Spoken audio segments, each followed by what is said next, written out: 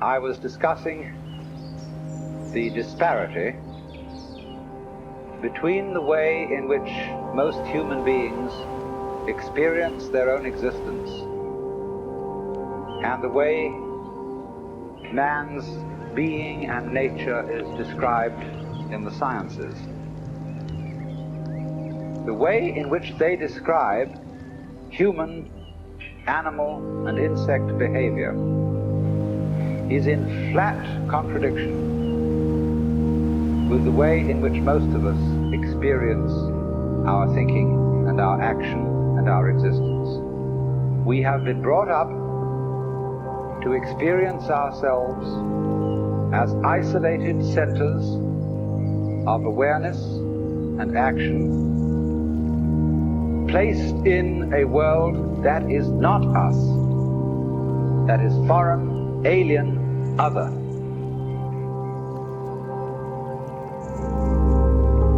Our tradition has been to look upon the world as a construct.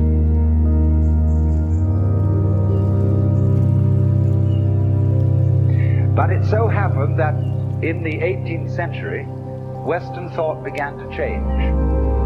They became increasingly doubtful as to whether there was a maker, whether there was a God, but they continued to look upon the creation as an artifact, as a machine. And by the time of Newton, people were explaining the world in terms of mechanism. The Chinese word for nature they call zhizhan. And this expression means of itself so. What happens of itself.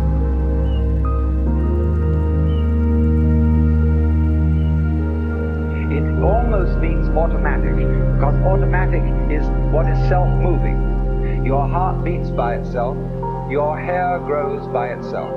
You don't have to think how to grow it. That's what they mean by nature. The poem says, sitting quietly, doing nothing, spring comes and grass grows of itself.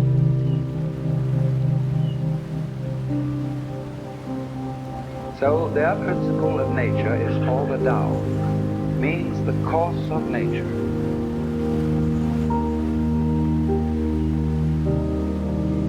The great Tao flows everywhere, both to the left and to the right.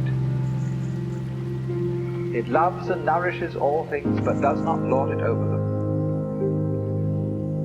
It accomplishes merits and lays no claim to them.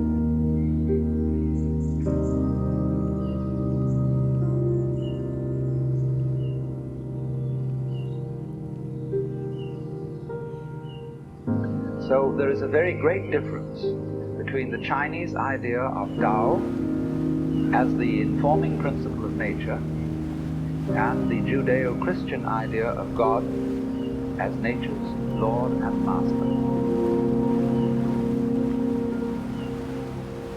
The Tao does not act as a boss. In the Chinese philosophy of nature, nature has